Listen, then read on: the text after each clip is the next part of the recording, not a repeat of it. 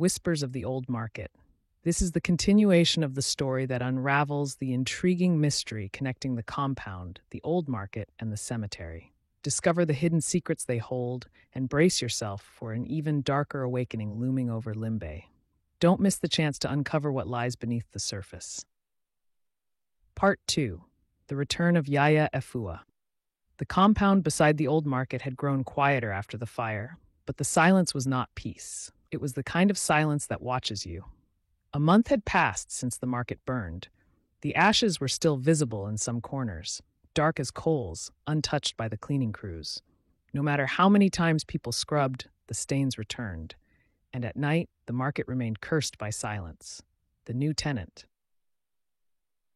Then came Maureen. She was a schoolteacher, young, confident, and full of the kind of ambition that didn't believe in stories whispered in corridors. She had just moved to Limbe from Yaoundé, eager to begin her new life. When she found the room available in the compound, spacious, cheap, and just beside the market, she didn't hesitate.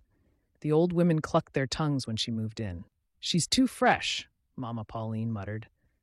"She walks like the city," said Auntie Binta. "She doesn't know our ways." Maureen would laugh off their warnings. "I'm not afraid of stories," she said. "Rats in the walls? We had them in the city, too." But she had no idea what kind of rats lived here. The diary beneath the floorboards. A week after she moved in, Maureen was cleaning under her bed when she noticed one of the old wooden planks was loose. She pulled it up and found something wrapped in decayed leather. A small, red-stained diary. Its pages were brittle, and the handwriting inside slanted like someone writing in the dark. It was the diary of Yaya Efua. The entries began with herbs, births, and chants.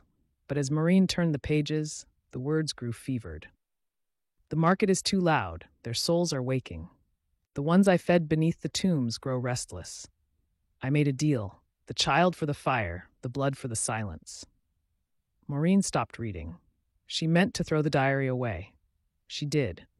But that night, she dreamt of a woman in a red cloth standing at her bed, whispering in a language she didn't understand. She couldn't move. She couldn't scream. She only woke up when she felt a hand press into her stomach and pull something from her soul. Footsteps in the walls. The next day, Maureen was pale. The compound women noticed.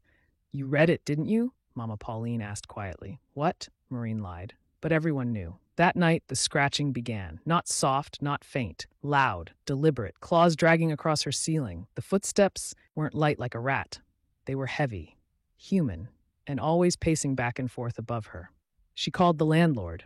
"There's no upstairs," he said. "That's the roof." She didn't sleep again. The compound began to shift. Chickens went missing.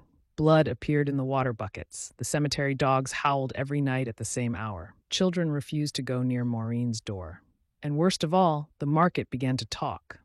People passing by at dawn reported hearing voices whispering from beneath the concrete stalls. Sometimes it was laughter, sometimes it was crying. Sometimes it was prayer, but not to any god the living should worship. The awakening, then came the rain. A week-long, unnatural rain that turned the old market into a pool of dark mud. The ground softened, and from it rose bones. Not old bones, fresh bones, some with jewelry still hanging from their wrists. One hand was found gripping a blood-soaked baby cloth. The government came. They called it a landslide, blamed it on erosion, but the compound knew better. That night, Maureen disappeared. Her room was open. The diary was gone. All they found was a red cloth twisted into the shape of a human figure, soaked in oil, lying where her heart would have been. Mama Pauline called a meeting. "It's her," she said. "Yaya Efua is waking. The fire did not destroy her. It only fed her." The elders gathered. Prayers were made. Salt lines were drawn. They spilled palm oil on the doorways and sacrificed white cockerels in silence. But the ground kept shaking. From beneath the market, a drumbeat began. Slow, rhythmic, like something ancient remembering its name. What lies beneath? The truth was older than anyone had guessed. Long before the market was built, the land was a crossroads, a place where the living and the dead met under full moons. Yaya Efua had sealed a pact with the spirits there. Her midwifery was never just healing, it was a cover. For each life she delivered, she offered one to the dark. Over the years, others joined her. The ones who could slip into moleskins and walk through walls. The ones who held meetings beneath houses and spoke in tongues no church could silence. They built their kingdom beneath the old market. And now they wanted to rise.